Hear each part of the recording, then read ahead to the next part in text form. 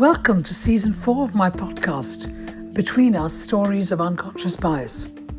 I've added the title Between Us as I thought stories of unconscious bias alone was a little too remote.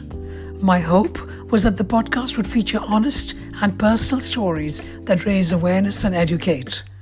Between Us, as a main title, underlines the intimacy while reinforcing the sense of our collective involvement. Since launching it in early May 2020, the world has again changed. George Floyd died, and Black Lives Matter, which had started in 2013, has become more popular and more widely accepted. Identity politics and culture wars have deepened in the UK and the US. Meanwhile, in other countries, people are being marginalized for their religion and beliefs. The need to understand the subject of unconscious bias has taken on ever more meaning and resonance. As always, I am so grateful to all my wonderful speakers who share their often brave stories and allow us to understand the nuances of this very important subject. Thank you for listening. I'd like to introduce Habeeb Akande. Habeeb Akande is a sex educator, author and historian. His work explores an ancient African sexual practice for women's satisfaction, which he believes can close the gender pleasure gap. His work also covers race relations and sexual intimacy in Brazilian Muslim cultures. Habeeb is the author of the Amazon best-selling book Kunyaza, The Secret to Female Pleasure, which was featured in the Orgasm Gap documentary by the BBC. Habeeb aims to present a positive representation of African cultures and sexually empower women with culturally competent sex education.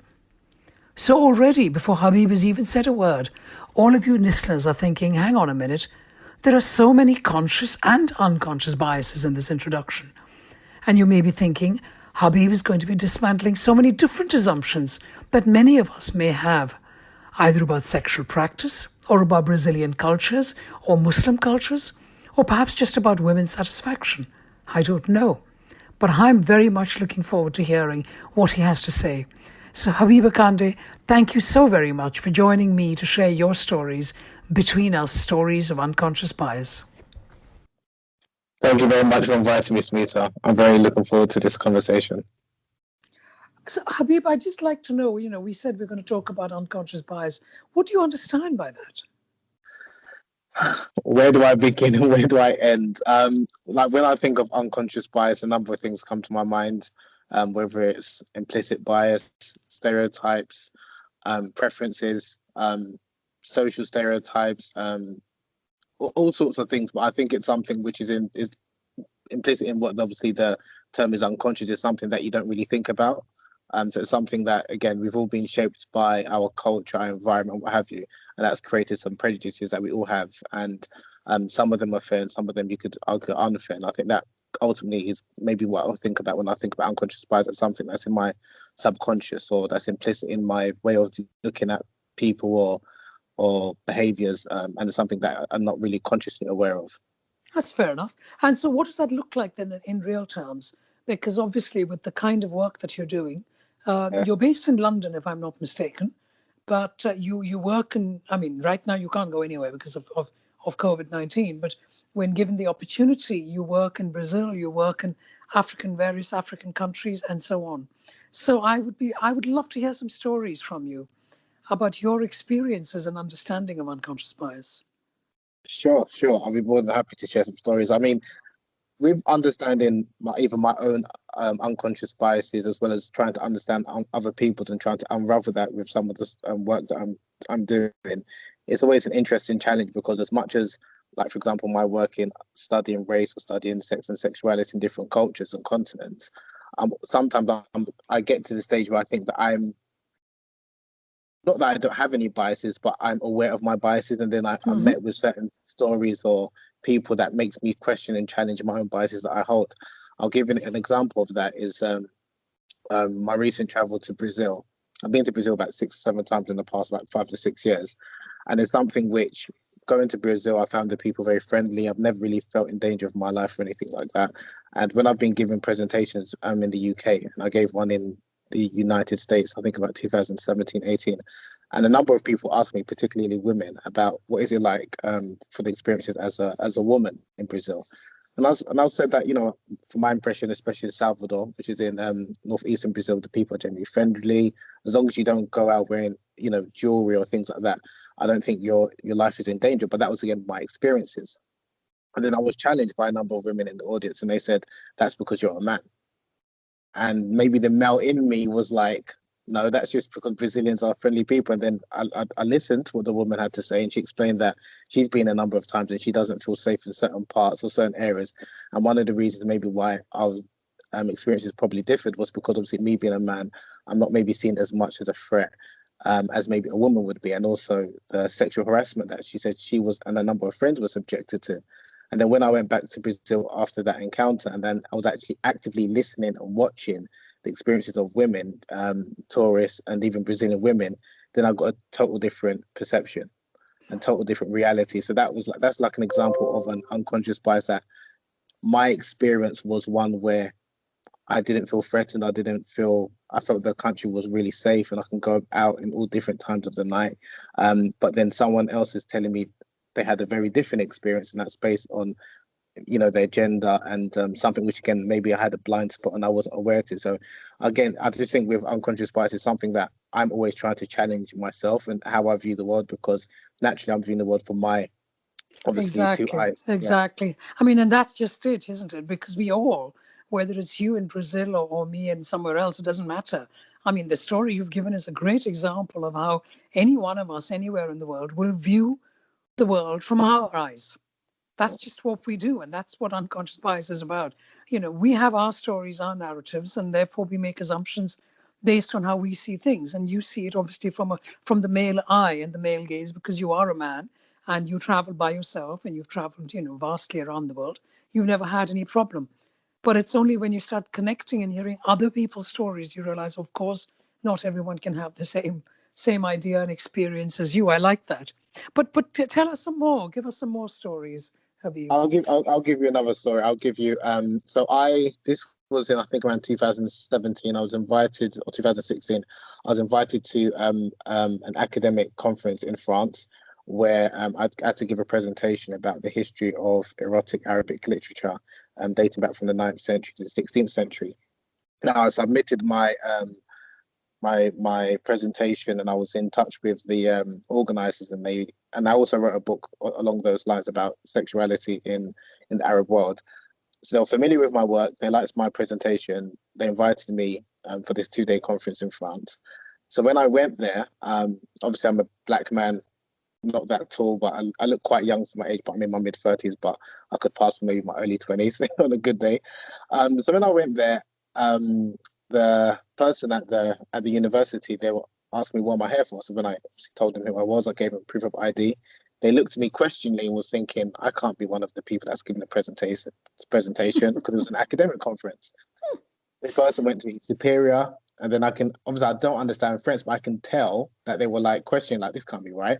And then their superior also actually checked with someone else, and then they had to get the organizer, the person I spoke to, to come to the front and actually admit me into the conference to speak. And it was something which she kind of dismissed it and said it flippantly, like, oh, that's just them being ignorant. And then after I wanted to ask why, I just wanted someone else to confirm, why do you think that that was that pushback? And she said, probably because of you're black and they wouldn't expect a black person, especially in France, to be giving a presentation when it's full of academics and professors and what have you, and you looking like, not that I was scruffy looking or anything, but it just, for a lot of people, it just went over their head to find a black person speaking at an academic conference.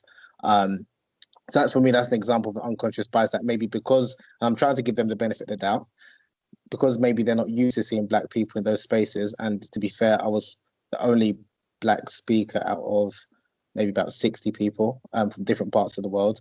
And even for the delegates and the attendees, maybe there was a handful of black people out of the 300 odd people that attended over the 2 days.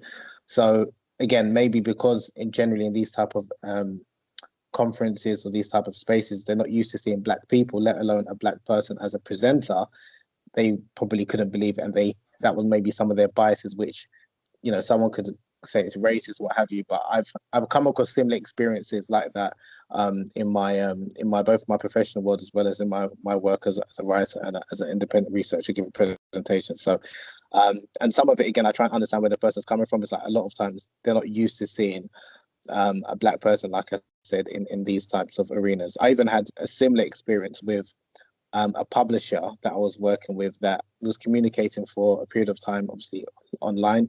They didn't know what I looked like. When I had the first meeting, they were shocked. And they even said, I thought it wasn't a bias based on my ethnicity, it was my age.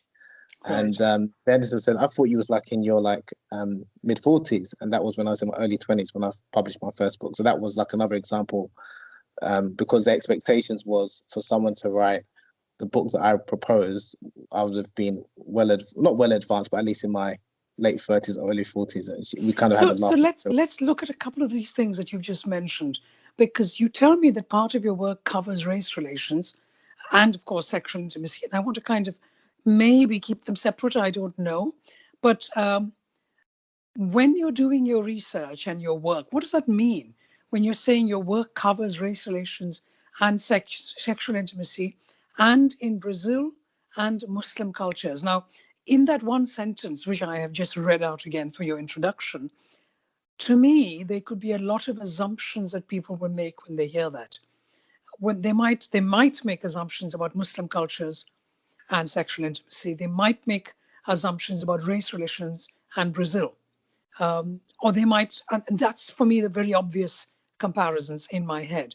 But you've obviously done work there. You've gone to Arab countries or perhaps North African countries. I'm not aware which countries you visited that are predominantly Muslim. And of course, you've been to Brazil. So tell us a little bit more about your experiences in these areas and what your work looked like and what kind of challenges you might have had in terms of unconscious bias. Sure. So I originally I'm from Nigeria, obviously born and bred in the UK. After I graduated from university, I lived in and studied in Egypt for 3.5 years. And that's where I wanted to learn a bit more about Arabic and Islamic religion. And that's where I encountered a lot of hostility towards Black people and anti-Blackness and racism. And for me, I wanted to understand, I'm in a Muslim majority country, I'm studying with Muslims, and why is that there is this, where did this stem from, this anti-Blackness, racism, or this unconscious bias, however you want to call it, to Black people. And there's numerous stories I can give, like if I was walking, and it happened to a number of Black people in Egypt, Egyptians would look at their hand and they'll say, Kam sa'a, in Arabic, meaning what time is it? They ask you what time is it, pointing at their hand. You look at your hand and they start laughing. And that's a joke in parts of Egypt where you looking at your hand and you're seeing your brown skin, it's reminding you of your Blackness, and they found that funny. Oh, so, right. Yeah. So for me, that was for the context of this conversation, can I ask you what is your practicing religion, or if you have I'm one? a Muslim. Yeah, so I'm a Muslim. Okay. So for me, it was quite shocking that I'm with people that practice the same faith, but I know my religion doesn't teach like racial inferiority or superiority. So I was baffled by it. So I wanted to understand the history of where did this anti-Blackness or this racism towards Black people, where did it emanate from? And that's what led me on to my independent research and publishing my first book, trying to understand race relations in the Arab world, in the Muslim world, and understanding that this didn't just derive from the Europeans, because many people, especially in the Muslim world, would like to blame the Europeans and colonization as if they brought racism, when there were examples of anti-Blackness and anti-Black racism in the Arab and Muslim world prior to the Europeans coming into the Muslim world. So that's something that, and there were a number of Arab Muslim writers who spoke about anti-Blackness and trying to address their people about this is not something which is befitting of a person of faith as far back as the 16th and 15th century. So that's what led me to kind of wanting to understand the race relations and why different parts of the Arab and Muslim world that Black people were kind of seen in some quarters as being somewhat inferior, and Black women were seen to be less desirable as marital partners. So this is very interesting, because I'm just trying to capture what you've said here. So you're saying that in some parts of the Arab Muslim world, around the 15th, 16th century, before there was anything that you and I might know as colonization happening in those countries, there was already what we can call specifically colorism for the local, say, Egyptians, as an example that you've given, against people who are black. So, I mean, to be perfectly honest, from where I'm sitting, they're all different shades of brown. But for the context of this conversation, let's go with what you're saying. So you're black, the Egyptian is brown, and therefore lighter skinned than you are. And there is racism towards people who look like you in the 15th century. Is that what you're saying? As far back as the 9th century, the 15th and 16th century, there were a number of books written. Even as far back as the 9th century, there was books written by Arabs about the virtues of black people and to encourage people not to discriminate against black people. And they wrote those So books. what's that about? I mean, what can we learn from that, Habeeb, in relation to unconscious bias? What kind of stories do they have? Because I'm always curious to learn more. Where did that come from? Yeah, I think it comes from where power lies. So when we're speaking about even not only in terms of racism, but in terms of like the concept of beauty and who we consider to be beautiful and desirable, that's obviously subjective. We know beauty is in the eye of the beholder. Now, if the people in power are predominantly Arabs, and this is maybe their beauty ideal, and maybe their beauty ideal for a lot of the early Arabs was maybe like a Persian woman who's very pale in complexion, dark black hair, dark long black hair, and black irises. Anything that was maybe opposite to that was maybe considered to be less desirable. Now, if you're taking that standard of beauty, then obviously you're looking at it from the perspective of someone who doesn't fit that standard of beauty. Then obviously they might view you as to be less desirable or inferior. But again, if you were to go to West Africa, where the standard of beauty may be a very dark-skinned black woman that maybe even might have short hair, the opposite might be considered to be less desirable. And that's something that I've realized when I've traveled to different parts of the world, whether I'm in Egypt, whether I'm stayed in Saudi Arabia for a period of time, in parts of Brazil. Everyone has got different standards of beauty. Everyone's got different understandings and concepts in terms of what they consider to be superior or preferable or favorable. Now, if the people that are in power are the ones that also are documenting things and writing books, then that's going to be reflected, or like in the modern world, controlling the media, that standard of beauty, even though it's from one part of the world, is going to be reflected as if this is the mainstream dominant standard of beauty. Makes absolute sense, yeah. And that's basically what it is. So it's where the power lies. And I mean, and that continues today anywhere in the world. Yes, and that's something.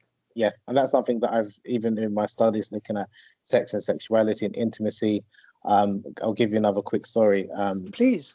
With you mentioned earlier about my latest book was looking at an ancient African tradition which is focused on female pleasure, and it's originally from Rwanda in East Central Africa, where they have a tradition of celebrating female ejaculation, commonly known as squirting.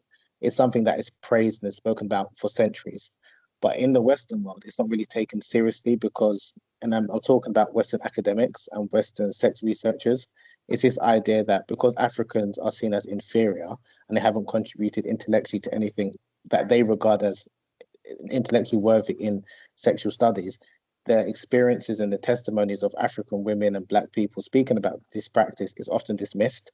So when, for example, if people are going to speak about the history of sex and sexuality, it's got this, it's like it started from like maybe like the Kama Sutra, then you had the ancient Romans and Greeks, then you had years later, you had maybe the Taoist tradition, then you also had the Western psychologists who who discovered the G-spot. And even that's problematic. The fact that we have European men or female body parts are named after European men, because this idea that like the G-spot was named after Ernst Grafenberg in the 1950s, the fallopian tube, again, named after a man, so the Skene's glands. And this is because the Europeans have done a very good job of documenting their findings, but it's new findings to them. They'll document it and then it's disseminated across the world as if this is the standard for everyone to adopt. And anyone that might have quote unquote discovered this prior to the Europeans are dismissed. So when I've written proposals for some sex journals about my research about like the Kunyaza tradition and Eastern Africa and their practices and their understanding about sex and sexuality, many times they don't want to hear it unless I'm speaking about female genital mutilation. Pause there a minute, because I would, first and foremost, what you just said is so right, because when most people are thinking of Africa and sexuality in any way, they think about female genital mutilation. Yeah. But let's put that aside for the moment. Could you explain, because you said it very, very briefly, could you explain again to us, the listeners, What is Kunyaza?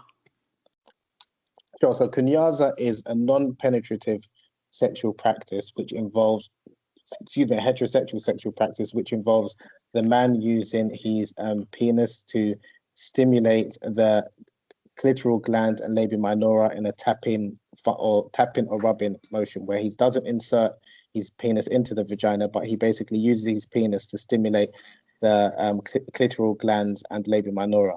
And it's said that it can help facilitate female ejaculation and or orgasm. One of the interesting things about this practice itself, the practice itself is not actually revolutionary, but it's the fact that it focuses and emphasizes the importance on clitoral stimulation. And there's many studies recently that's come out in the West that most women experience an orgasm via, or the most effective route to experience an orgasm is via clitoral stimulation and not by intercourse, that most women do not regularly orgasm via intercourse. And this is something which the West has kind of proclaimed as this is like groundbreaking that they've discovered, when you have many practices and traditions that wasn't focused on and focus on penetrative intercourse. And the Kunyaza tradition is one example where And men are this was taught when? Which year are we talking about that the hundreds of Kunyaza years. tradition was prevalent? It's been practiced for hundreds of years. Hundreds It's as in oral, yeah, hundreds of years. It's an oral tradition that's been practiced and it's been taught um women will teach young girls and young women before they get married, and they're known as sengers, or like sex educators. And also you've got the men in the community who also will teach boys and men about the female anatomy prior to marriage. So this was considered to be a sacred practice. Then there's an ancient Kunyaza legend or story. In terms of the legitimacy of the story, I'm not too sure how accurate it is, but the story goes that in ancient Rwanda there was a queen who was she was missing her husband, put it that way, and she was yearning for intimacy. She summoned one of her guards to make love to her. The guard initially refused, and he was worried because of the consequences if the king were to come. Then she ordered him that, you must make love to me. And as he, again, this is how the story is told, as the guard made his way towards the queen, he was holding his manhood and he was shaking. And as he was shaking and trembling, his penis was knocking and hitting against her labia minora and clitoral gland, which is known as the magic bean.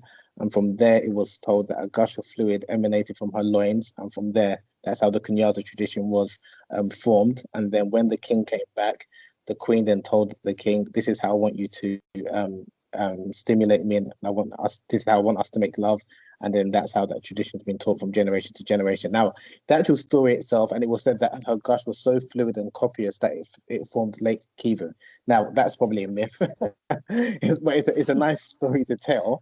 yeah. But one of the things that's refreshing about it is that it's a story that focuses and emphasis on, and how Kunyaza is taught, is that the man is there to try and make sure that his female partner feels pleasured and is pleasured. And it's focused. That was the point I was also going to make. Yeah. Because number one, that many hundreds of years ago, we were celebrating how a woman does get sexual pleasure in Africa. And number two, which I find in some ways even more important or equally important, the fact that men were told, this is not just about, obviously being of Indian origin, I know of the Kama Sutra, where it was very much a book written for men to know how to pleasure women. But you're saying this has been happening in Africa as well. So why is it that we don't know about these things? Is this where colonization comes in? What's the story behind this? Yeah, colonization does come into it. So when Rwanda was colonized by a number of the Europeans, and they came across the Kunyaza tradition, they were told that this is a barbaric practice. It's not something which is in line with the Christian faith. And that's why even now to today, Kunyaza is not as widely practiced as it was previously. So it's only practiced in rural areas, but it's still maintained through oral traditions. And I wanted to kind of preserve, when I heard about this fascinating practice and the culture behind it, that is pleasure positive and it's mainly focused on female satisfaction. I wanted to document this practice, and hopefully it can lead to more studies, not only about the Kunyaza practice, but African traditions and female ejaculation, because it's something that in the Western world, unfortunately, there's a lot of stigma around women's women's body parts, women's sexuality, whereas you don't really get that with men. It's like if a man were to say these are experiences, it's accepted. Whereas many times when women are speaking about their experiences, it's always questioned. And if you were to type in terms of sexual studies, about female ejaculation, squirting, whatever you want to call it, it's always a question of, does it exist?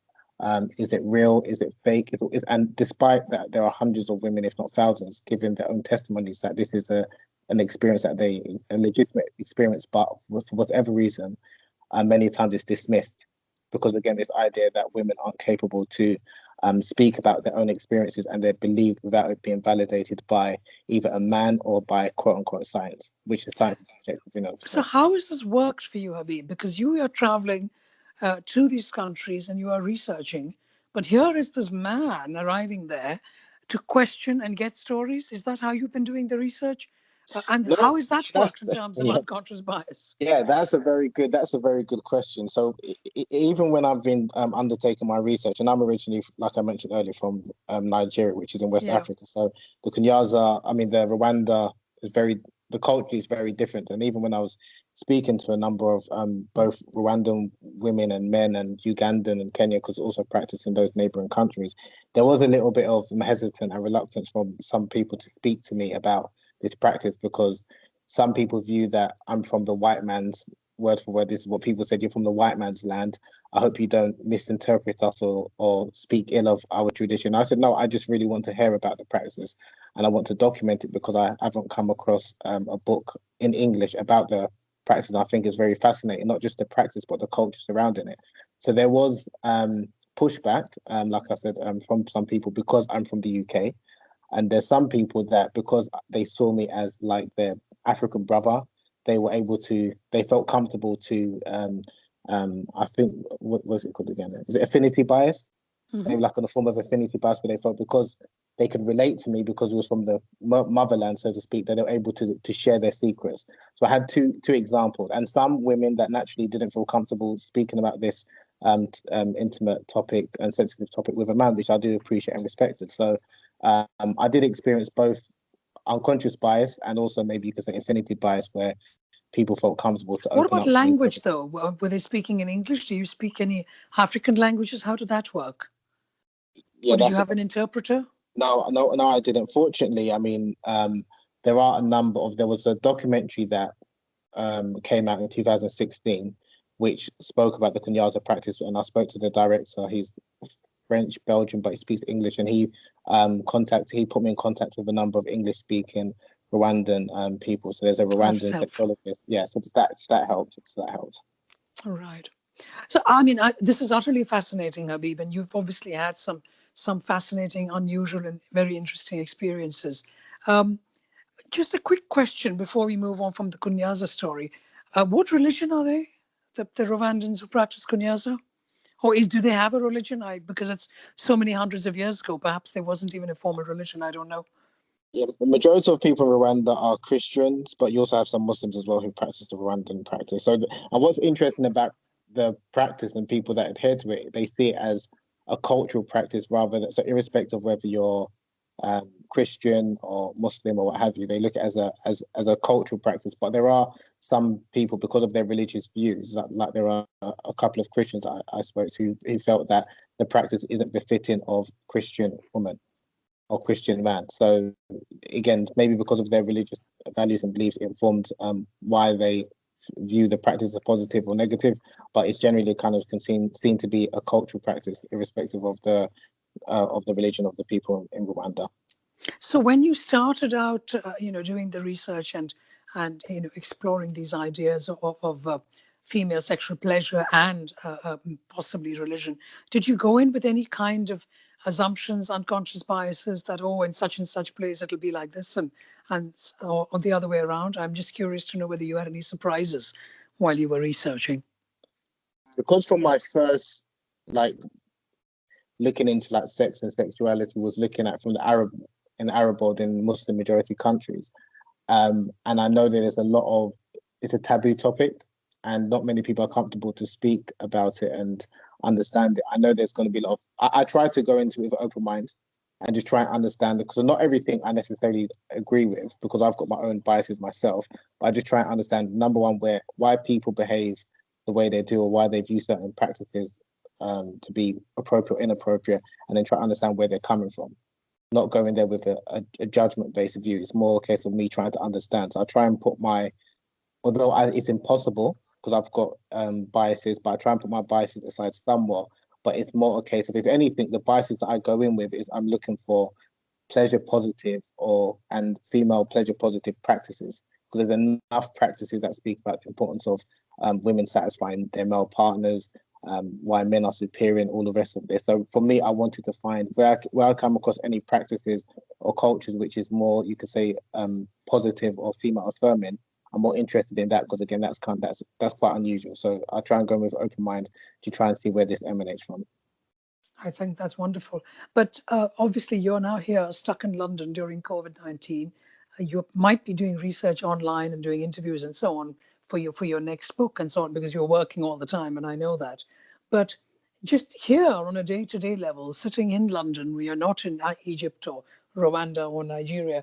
How do you manage your unconscious biases? Not necessarily in relation to perhaps the research you're doing, because obviously you'll work much harder there, but just generally, do you have any specific tools that you follow to manage yourself? Yes, I do. I do actually have a day job. I'm actually a chartered accountant by profession, and I'm still working in a professional service firm. So it's quite different to my work on the side, writing about sex and race. And I've attended, for the organisation that I work for, we do hold a number of diversity training sessions, and we're speaking about unconscious bias, race, and it's something that even very recently, give you another quick story where if I'm honest, I'm a manager at the workplace in the tax firm that I work for. But I'm always I was conscious initially about unconscious bias towards Black and ethnic minorities. And I didn't realize that, even, for example, because we had a test and they were asking, one of the questions was, who are the people that you generally work with? Like, who are the juniors that I kind of asked if they want to help me on a particular project? And there was a theme that a lot of the people that I was picking to work with were people that I got on well with, like the whole affinity bias. So while I was complaining about, the lack of diversity, it was a trend that the people I was picking, and it wasn't that people I was choosing to work with, is people that we had things in common, like whether it's football, we speak about films, and that was something that I needed to kind of challenge and check myself. And again, it's an ongoing process, like I said. So that's something that and even when I've had like mentees, have asked me, and one in particular, there was a young lady who fresh graduate, and she was asking, especially now working from home, she just new to the firm, how does she integrate and how does she find work? And it's very difficult. It's easier, obviously, in the office, because you obviously, you've got your visibility. You can do even informal things like have a coffee catch up and things like that. And I was saying that the way I've managed to develop relationships is even speaking about things that maybe like not to do with work, but maybe like common interests like football and things like that. And when someone's familiar with you, all of a sudden it's easier to work with that person. And people build relationships differently. It might be common interests, like I said, like sports. It might be going to the pub. It's all different things, and we all do it as human beings. It's not completely fair, if I'm honest, but that's kind of like how it works. And then It's life. It's life. No, you're absolutely right. Yeah. I looked at, okay, how I benefit, maybe like I said, my love of football and speak, and that's how I was able to, work with different people. And there's other interests that when I spoke to the young lady in particular, that she had a few interests and things that she could speak to other people that I couldn't connect with some people in the team. And I'll just saying, use that to your ability, because not everyone is going to be speaking about tax. As much as we're in tax, it's not the most interesting thing to speak about. So again, you have to think about human relationships and building human relationships and sustaining them. And that's something that I think people kind of forget about, that the human element. I think that's so very thoughtful and absolutely spot on. And the point is that we all need to acknowledge that we will have them. You will have affinity bias. You will connect with people like you, whether it's a football team or whether it's your ethnicity or whether it's something else. There will be, and that'll always be there. But it's about being aware of it and trying to be as inclusive and understanding that it's just about us as a humanity in itself. So I appreciate that a lot. Habeeb Akande, thank you so very much for sharing your stories of unconscious bias. Thank you for having me.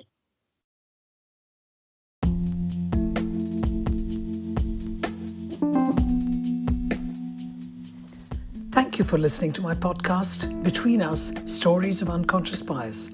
I'm Smita Tharoor. If you like this episode, please do share with a friend or colleague. It's only by sharing that more people will know of it.